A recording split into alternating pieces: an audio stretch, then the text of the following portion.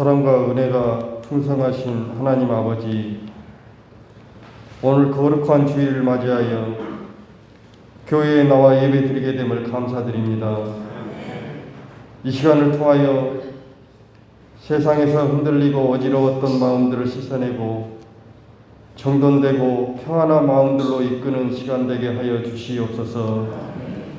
하나님 아버지, 이 민족이 주님 안에서 축복받는 민족이 되게 하여 주시며 정치적으로 안정을 주시옵고 경제적으로 부흥 번영케 하여 주시옵소서.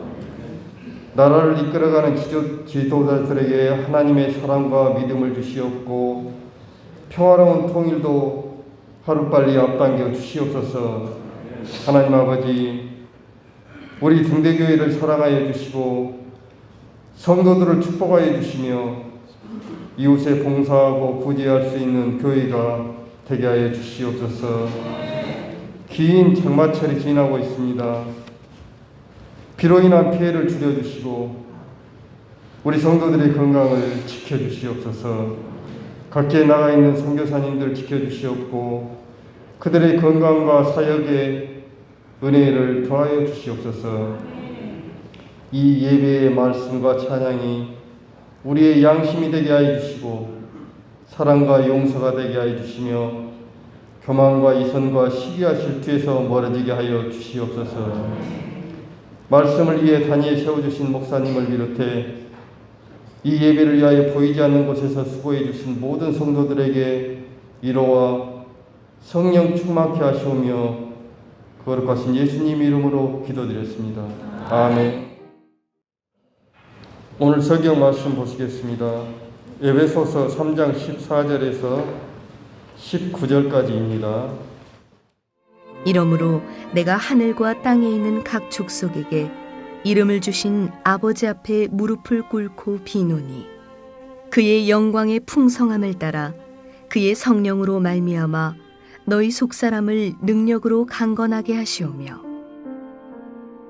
믿음으로 말미암아 그리스도께서 너희 마음에 계시게 하시었고 너희가 사랑 가운데서 뿌리가 박히고 터가 굳어져서 능히 모든 성도와 함께 지식에 넘치는 그리스도의 사랑을 알고 그 너비와 길이와 높이와 깊이가 어떠함을 깨달아 하나님의 모든 충만하신 것으로 너희에게 충만하게 하시기를 구하노라.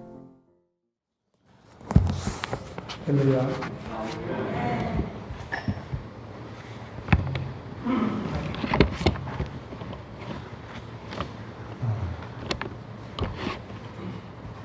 우리가 신앙생활을 하는 데 있어서 기도하는 일은 참 중요한 일입니다.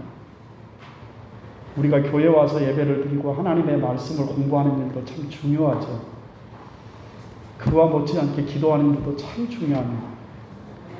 우리가 하나님의 말씀을 공부하는 이유는 무식한 열심은 하나님의 일을 하는데 도움이 별로 되지 못하기 때문에 그렇습니다. 바울은 이스라엘 백성들의 수천 년의 신앙 실패의 원인을 영적인 무지와 교만함 때문이라 그랬습니다. 이스라엘 백성된 유대인 그들의 종교적인 열심을 얘기하면 그 누구와도 비교할 수가 없습니다. 그런데 그런 종교적인 열심이 오히려 하나님의 일에 방해가 되었다라고 했습니다.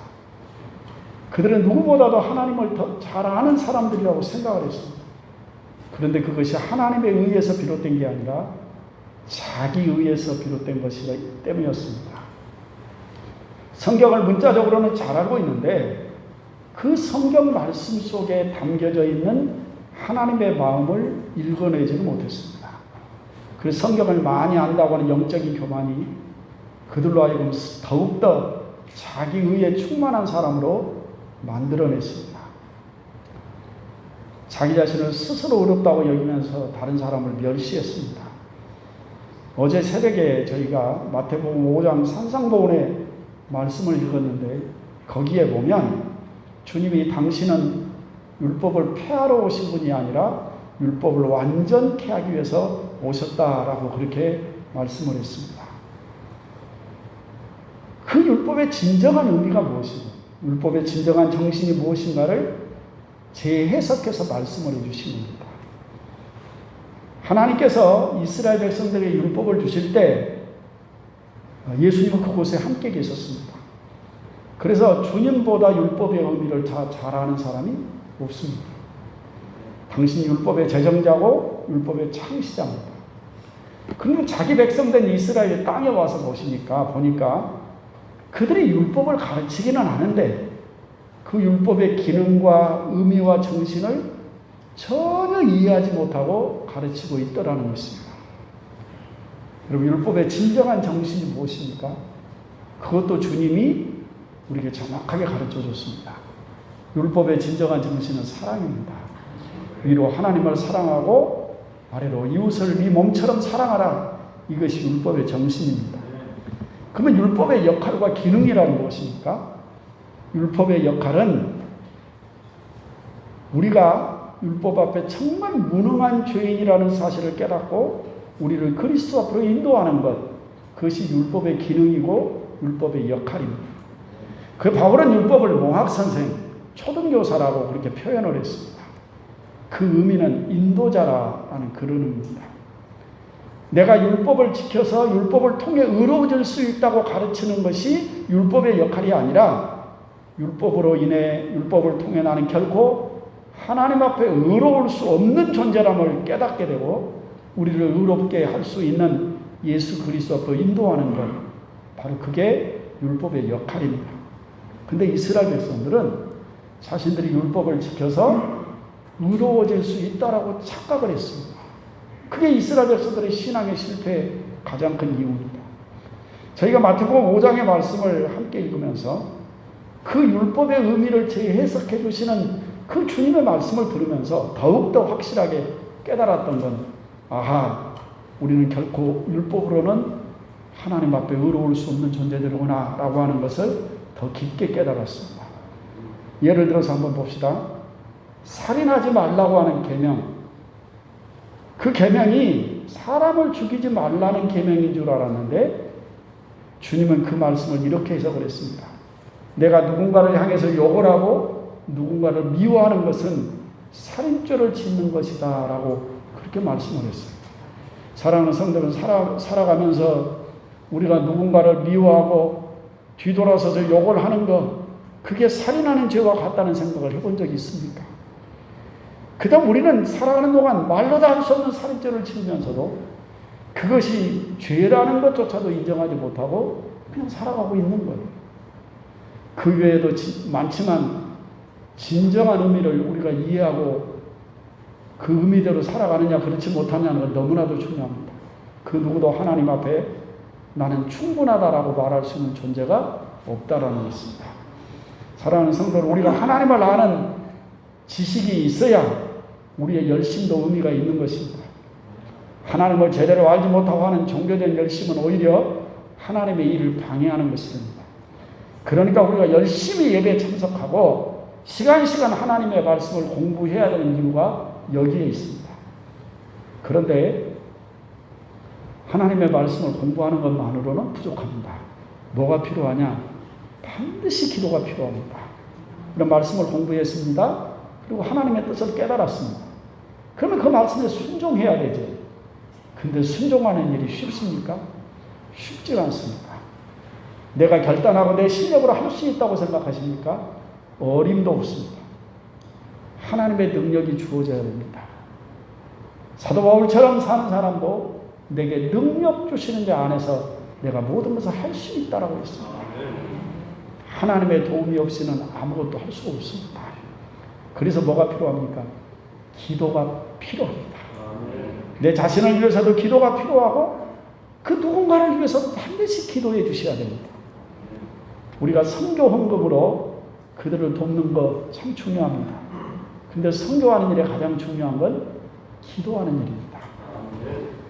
우리가 선교 헌금을 하는 가장 큰 이유가 어디 있느냐 그러면 그 선교 헌금을 하는 그곳에 우리의 마음이 있기 때문에 그런 겁니다. 여러분 보십시오. 저희 교회에서 후원하고 기도하는 선교사들 참 많습니다. 그럼에도 불구하고요, 앞에 와서 기도하시는 분들의 기도를 대부분 들어보면 누구를 기도하냐? 최경임 영미 선교사님, 몽골 중살라 교회, 그리고 수아레스 교회와 낙손 교회를 위해서 기도하 대부분 많이 기도하세요. 여러분 왜 그럴까요? 그들은 우리가 우리의 물질을 들여서 세운 교회고 우리가 물질을 들여서 돕는 선교사이기 때문에 그렇습니다. 물질을 들여서 후원을 하면 그만큼 거기에 정이 가고 그를 위해 더 많이 기도하기 때문에 우리가 선교 헌금을 하는 거예요. 그러나 그들을 위해 더 필요한 것은 여러분 기도하는 겁니다. 하나님이 도와주시지 않으면 절대로 안 되는 일, 절대로 못하는 일이 선교 현장이 너무 많기 때문에 그렇습니다. 그런데 여러분 기도는 우리가 어디서든 할 수 있습니다. 돈 없어도 기도는 할 수 있습니다. 바울처럼 감옥에 갇혀 있어도 기도는 할 수 있습니다. 그리고 우리가 기도하면 하나님께서는 우리가 구하는 것보다 더 큰 일을 행하시는 능력이 하나님이십니다. 하나님의 능력을 내 현장에 불러다가 쓸 수 있는 것은 기도밖에 없습니다. 그래서 기도하는 사람이 큰 일을 하는 것입니다. 신앙생활에 하나님의 말씀을 공부하는 것 못지않게 중요한 것은 바로 기도하는 일입니다. 바울은 지금 감옥에 있지만 예배소서를 통해서 복음의 말씀을 정리해서 증거하는 것 못지않게 그들을 위해서 기도하고 있습니다. 오늘 말씀은 이제 바울의 기도의 내용입니다. 기도의 내용을 보면 그렇게 그냥 내용이 금방 정리가 돼요. 첫 번째는 너희 속사람을 능력으로 강건하게 하기를 구한다. 첫 번째가 너희 속사람이 능력으로 강건해졌으면 좋겠다. 그 기도입니다. 두 번째는 사랑 가운데 너희가 뿌리가 박히고 터가 굳어진다 라는 말씀이 17절에 나오는데 17절 말씀과 16절에 있는 말씀에 너희 속사람이 능력으로 강건해진다 라는 말씀은 거의 비슷한 의미로 보시면 됩니다. 세 번째는 그리스도의 사랑의 크기를 알아서 하나님의 충만하게 하심으로 충만하게 되기를 원한다 라고 그렇게 기도했습니다. 여러분 예배소서에서 바울 사도는 우리의 신앙이 우리의 믿음이 교회를 통해서 나타나고 교회를 통해서 적용되어지고 표현되어지기를 원합니다. 우리 개인의 구원과 영적인 성장과 그리고 은사, 재능 아주 중요합니다. 우리 개인의 구원이 없이는 복음될 수 없기 때문에 그렇습니다. 생각해 보세요. 어떤 사람이 그리스도와 복음을 위해서 엄청나게 많은 일을 했다. 근데 정작 본인은 구원받지 못했다라고 하면 그가 했던 많은 일들은 아무런 의미가 없는 거예요. 예를 들어서 자신의 이름을 내기 위해서 자신의 정치적인 입지를 다지기 위해서 예루살렘 성전을 43년 동안 지었던 사람이 있습니다. 누굽니까? 헤롯이었습니다. 유대사에서는 그가 에돔 사람인데도 불구하고 그가 자기들에게 행했던 일을 생각하면서 그를 헤롯 대왕이라고 불렀습니다. 그런데 정작 본인은 예수 그리스도가 오셨다라는 말을 듣자마자 그 예수님을 죽이려고 혈안이 돼서 베들레헴의 2살 아래의 어린아이들을 다 학살하는 죄를 저질렀습니다. 사랑하는 성도 여러분, 예수님이 이 땅에 오셨다라는 소식은 인류 역사 가운데 가장 중요한 굿뉴스, 복음 중에 복음이 아니겠습니까? 근데 헤롯은 자기 이름으로 43년 걸려서 하나님의 성전을 건축을 했지만 그에게 복음이 되지를 못했습니다. 그렇죠. 그래서 복음이 복음되기 위해서 개인의 구원은 아주 중요합니다. 그런데 하나님의 구원의 역사는 개인의 구원으로 끝나는 게 아닙니다. 우리가 집에서 기독교 TV 틀어놓고 말씀 듣고 예수님 믿는다. 헌금도 기독교 텔레비전에 성경금을 보낸다. 나도 충분히 구원받았다. 그렇게 말할 수 있을지 몰라요. 그러나 과연 그 생각이 하나님의 생각과도 같을까라는 생각을 해보셔야 돼요. 나는 교회 안 나가도 내 할 도리 다 하고 있다. 그렇게 생각하는 것이 과연 하나님의 생각과 같은지를 보셔야 되죠. 하나님께서는 우리 개인의 구원받은 하나님의 백성들이 교회를 통해서 그 신앙이 나타나고 적용되고 표현되기를 원하세요. 그래서 교회가 없이는 그리스도인의 이 모든 것들이 다 의미가 없는 거예요. 아무리 내가 성경 지식이 충만하다 할지라도 내가 누군가에게 가르칠 수 있는 교회가 없으면 아무런 의미가 없습니다. 내가 아무리 찬양하는 은사와 재능이 있다 할지라도 교회를 통하여 내가 하나님의 찬양을 드리지 못하면 그 은사와 재능은 별 의미가 없는 것입니다. 만약에 어떤 사람이 혁신도시 호수공원에서 아주 아름다운 연주와 노래로 찬양을 부른다고 한번 해보세요. 가서 물어봅니다.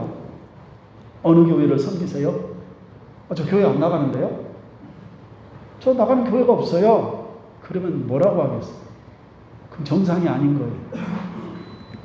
여러분, 세상에서 가장 불쌍한 사람을 예수님은 목자 없는 양이라고 했어요. 내 영혼을 위해서 기도해주는 목자가 없고 내가 가진 은사를 가지고 섬길 수 있는 교회가 없는 사람, 그래서 이리저리 방황하는 그 영혼을 가장 불쌍한 사람이라 주님이 말씀하셨다. 에베소서 1장 22절 23절 말씀을 제가 주보에다가 써놨으니까 여러분은 눈으로만 읽어주시기 바랍니다. 예수 그리스도를 만물 위에 교회 머리로 삼으시고 그랬어요. 교회는 그의 몸이니 만물 안에서 만물을 충만하게 하시니에 충만이니라 그랬어요. 무슨 얘기냐 그러면 하나님의 충만하게 하시는 그 능력이 교회 안에 충만해서 그 교회로 하여금 온 세상을 충만하게 하기를 원하신다라는 그런 말씀이에요. 교회는 세상을 충만하게 하실 수 있는 그 하나님의 충만함을 보여줄 수 있어야 돼요. 그 충만케 하시는 능력과 은혜를 나누어 주는 곳이 돼야 되는 거예요. 그게 교회의 역할이고 바울이 에베소서를 통해서 간절히 기도했던 내용이기도 해요. 자, 보십시오. 바울의 기도의 내용을 한번 정리해 보겠습니다. 우리의 속사람이 하나님의 능력으로 강건해지고 예수 그리스도가 우리의 마음 가운데 계셔서 우리가 그의 사랑 가운데 터가 굳어지고 모든 교회 성도들이 그리스도의 사랑이 얼마나 큰지를 제대로 알고 깨달아서 하나님의 충만하심을 보여주는 것, 그런 교회와 그런 성도가 되어지는 것, 이게 내 기도의 내용이다 라고 그렇게 소개하고 있는 겁니다. 우리가 조금 더 자세하게 한번 들여다보겠습니다. 16절에 있는 말씀 보면 너희라는 말이 나옵니다. 너희라는 말은 복수입니다. 너희란 이 복음의 말씀을 읽고 있는 모든 성도들과 교회를 의미합니다. 너희가 속사람이 능력으로 강건해지고 라는 말씀이 나옵니다. 속사람이 능력으로 강건해지다는 말씀이 17절에는 사랑 가운데 뿌리가 박히고 터가 굳어져서 라고 표현을 했습니다. 어떻게 속사람이 강건해집니까? 16절에서는 성령으로 라고 얘기하고 17절에서는 믿음으로 라고 얘기했습니다. 성령으로 말미암아 라는 하나님께서 하시는 일이고 믿음으로 말미암아 그것은 우리가 해야 될 일입니다. 자, 그래서 16절 말씀을 보면 그의 영광의 풍성함을 따라 그랬습니다. 그럼 그의 영광의 풍성함이라는 게 누구의 영광이에요? 하나님의 영광의 풍성함이에요. 하나님 이야기입니다. 자, 하나님의 영광, 하나님의 풍성하심, 그리고 하나님의 능력, 이 모든 단어들은 하나님께 속한 겁니다. 어떻게 우리 안에 오시느냐? 성령을 통해서 오십니다. 하나님의 영광과 풍성함과 능력은 성령이 우리 안에 내주하심으로 함께 오는 것입니다. 근데 성령은 내가 오란다고 오고 가란다고 해서 가는 분이 아닙니다. 성령은 예수님께서 약속하셨고 그 약속대로 예수님이 교회 보내주신 것입니다. 교회가 기도해야 되는 이유가 거기 있습니다. 성령이 교회 안에, 성령이 믿는 성도 안에 역사하셔서 성령이 주도해 가시는 교회가 되면 그 교회 안에 하나님의 영광이 나타나고 하나님의 부요하심이 나타나고 하나님의 능력이 나타나게 되어 있습니다. 이게 속사람이 강건해지는 겁니다. 이게 성령의 능력입니다. 그런데 성령의 그 성령의 내주하심이 17절에서는 어떻게 표현됐느냐? 우리의 입장에서 믿음으로 말미암아 예수 그리스도께서 너희 마음속에 계시옵고 그랬어요. 그래 정리를 해보면 하나님의 영광과 풍성함과 능력이 어떻게 나타나느냐? 성령으로 말미암아 나타나요. 그러면 성령이 우리 안에 역사하려면 어떻게 해야 되느냐? 믿음으로 예수 그리스도를 우리 마음 가운데 계시게 하면 성령이 그 증거로 우리 안에 오시는 거예요. 그러니까 우리 편에서 보면 믿음으로 말미암아 예수 그리스도가 우리 안에 계시는 것이고, 하나님의 편에서 보면 그 믿음 안에 성령을 보내셔서 성령이 우리 안에 계시게 하시는 거예요. 그것이 바로 교회를 강건케 하는 비결이에요. 결국 교회가, 우리 믿는 성도들이 속사람이 강건해지는 비결이 뭐냐? 뿌리가 박히고 터가 굳어져서 흔들리지 않을 교회가 되는 비결이 뭐냐? 예수 그리스도가 주인 되는 교회를 만들면 돼요. 예수 그리스도가 주인 되시면 성령님이 오셔서 하나님의 영광과 부유함을 나타내 보이시고 능력으로 함께하는 거예요. 교회가 사람의 발에 흔들리지 아니하고 오직 예수님이 주인 되게 하신 교회가 되면 되는 거예요. 그러면 성령의 능력이 나타나요. 이게 속사람이 강건해지는 비결입니다. 바울의 간절한 기도가 바로 그거예요. 여러분, 우리가 성경에 보면 고린도 교회라는 교회가 있는데 정말 큰 교회였습니다. 그렇게 큰 고린도 교회인데도 그 많은 능력을 발휘하지 못하고 전 마게도냐의 작고 어려운 교회들조차도 하는 일을 감당하지 못했던 이유가 어디 있습니까? 나는 바울 파라, 나는 게바 파라, 나는 그리스도 파라, 나는 아볼로 파라. 사람들이 팔을 나눠서 서로 하나 되지 못했습니다. 정말 12가지 은사가 다 나타나는 교회였음에도 불구하고 그 하나님의 부여하신 능력을 나타내 보이지 못했습니다. 오고 오는 세대에 성경을 공부하는 모든 그리스도인들에게 본받아서는 안 되는 교회 이름이 되고 말았습니다. 어떤 교회라도 어떤 성도라도 그렇습니다. 예수님이 주인 되지 못하면 그렇게 되는 겁니다. 대단한 능력을 가졌는데도 불구하고 무가치한 인생을 사는 겁니다. 그 사람 실력도 있어, 재주도 많아, 그 사람 능력도 있어. 그런데 왜 그렇게 인생이 그렇게 참 의미가 없을까? 주님이 그 인생의 주인 되지 못해서 그런 겁니다. 가끔 우리 주위에 그런 사람들을 보게 돼요. 참 머리도 영리하고 말도 잘하고 아이디어도 있고 실력도 있어요. 근데 인생이 참 안 풀려. 왜 그렇게 그 인생이 그렇게 팍팍할까? 여러분, 주님이 그 인생의 주인이 되지 못하고 자기가 인생의 주도권을 가지고 살아가게 되면 그렇게 돼요.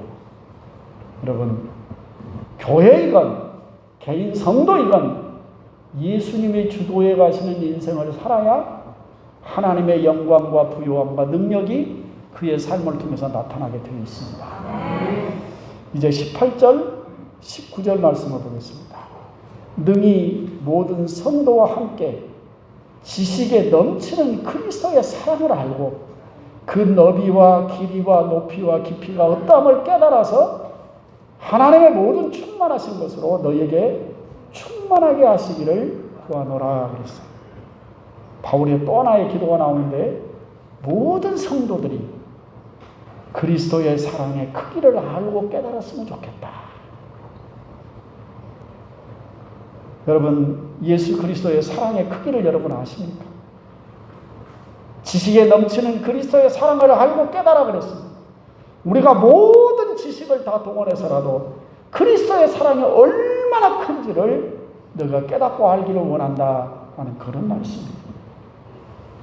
여러분, 예수님의 사랑의 너비는 온 세상에 있는 사람들을 다 끌어안을 수 있는 만큼 크십니다. 예수님의 사랑의 길이는 오고 오는 세대에 주님 오시는 그날까지 변함이 없는 사랑입니다. 예수님의 사랑의 높이는 이 세상 믿는 모든 성도들의 간증의 높이만큼 큽니다. 예수님 믿는 사람을 만나서 이야기를 해보세요. 그동안 경험했던 하나님의 사랑에 대한 이야기는 저 하늘 높이 쌓아도 부족함이 없습니다. 그 사랑의 깊이는 하늘에서부터 여기까지입니다.